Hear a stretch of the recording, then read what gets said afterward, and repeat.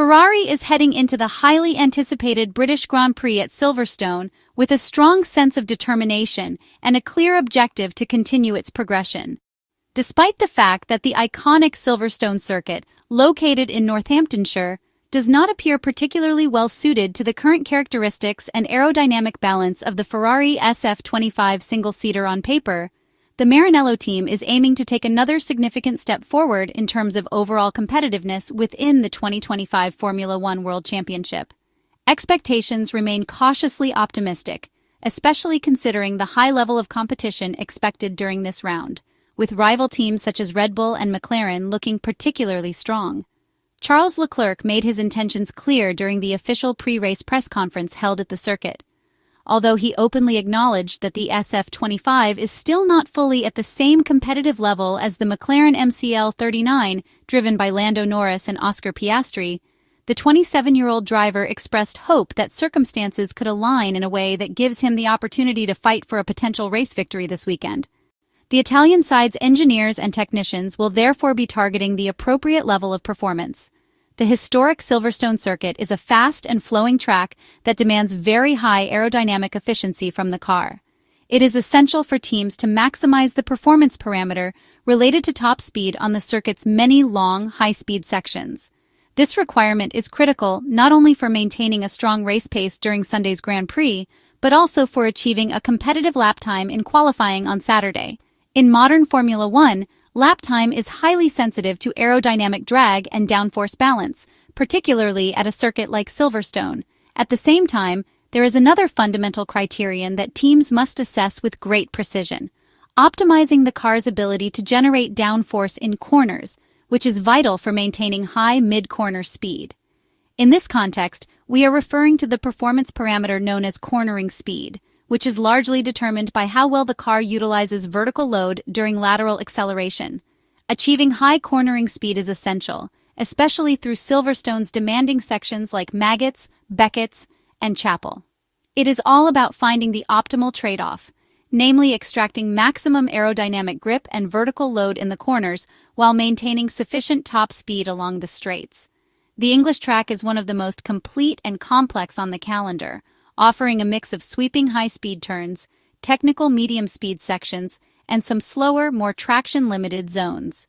This diversity makes it very challenging to achieve the correct aerodynamic balance, which in turn is absolutely essential to secure a competitive performance throughout the weekend. Seven-time Formula One world champion Lewis Hamilton will be racing in his own backyard this weekend, competing on home soil in front of a passionate British crowd that has supported him for his entire career. This home advantage may provide the Ferrari driver with a psychological boost, possibly giving him extra motivation and inspiration to match or even outperform his Maranello teammate. On the other hand, Charles Leclerc has shown a notable ability to extract the maximum potential from the SF25 chassis, even when the car presents certain limitations in terms of stability and grip. The Monegasque driver possesses an impressive driving style that allows him to adapt quickly to difficult machinery and to mask the car's weaknesses through exceptional handling and vehicle control. This ability has been cultivated over several seasons at Ferrari, during which Charles Leclerc has frequently had to deal with cars that have fallen short of expectations in terms of pure performance. A detailed analysis of Ferrari's aerodynamic strategy reveals that the Italian team has opted for a medium-downforce setup on the SF25, featuring a spoon-shaped rear wing element. This aerodynamic configuration is not the only component that defines the car's overall setup, but it is a clear and informative indicator of the general direction that Ferrari is taking in terms of aerodynamic efficiency and balance.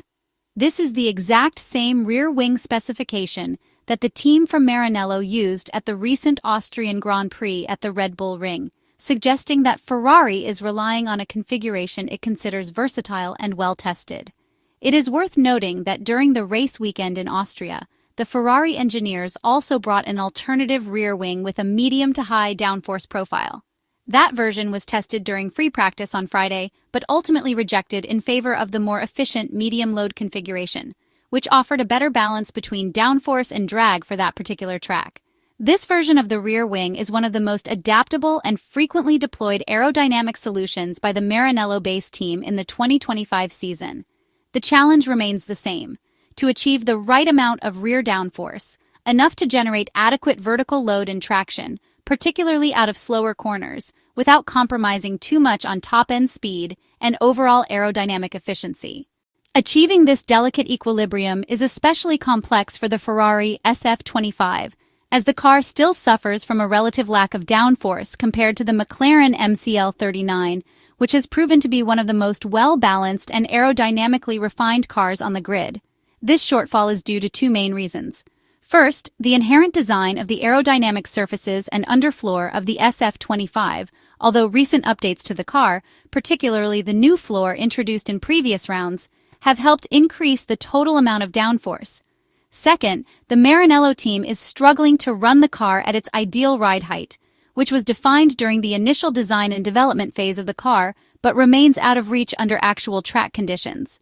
This ride height parameter will play a pivotal role at Silverstone, as lowering the car closer to the reference plane significantly improves vertical aerodynamic load thanks to better use of the Venturi tunnels under the floor. While this aerodynamic principle is well understood and can indeed boost overall downforce levels, it also increases the risk of excessive plank wear due to the car bottoming out. Excessive wear on the skid block could potentially result in post-race disqualification, something that already happened earlier in the 2025 Formula One season during the Chinese Grand Prix. The fragile aerodynamic equilibrium of the Ferrari SF25 remains under scrutiny, as there are two final elements that must be taken into account when analyzing the aerodynamic setup of the Ferrari SF25 at Silverstone. First, the team has multiple rear wing configurations available, each providing a different level of downforce, which allows the engineers to tailor the car's aerodynamic behavior depending on the conditions observed during practice sessions. Second, the setup of the beam wing, located just below the main rear wing, plays a complementary role. Depending on the specific requirements of the circuit and the amount of vertical load needed, the beam wing will help finalize the total aerodynamic load. This process of micro-adjustment, referred to as fine-tuning, will be absolutely crucial after collecting real-time data during Friday's Free Practice 1 and Free Practice 2 sessions. According to sources within the Ferrari team, the simulations carried out at the Maranello factory using both the wind tunnel and the dynamic vehicle simulator have provided promising results. Ferrari arrives at Silverstone with a fearless mindset and the ambition to take another decisive step forward in its development path. This goal could be within reach thanks to the wider setup range now available following the recent modifications to the car's floor, which seem to have significantly increased the adjustability of the SF25. Today's initial free practice sessions will offer the first concrete insights into the performance of this revised package, and will determine whether Ferrari's theoretical progress can be confirmed by actual on-track results at one of the most demanding circuits on the Formula One calendar.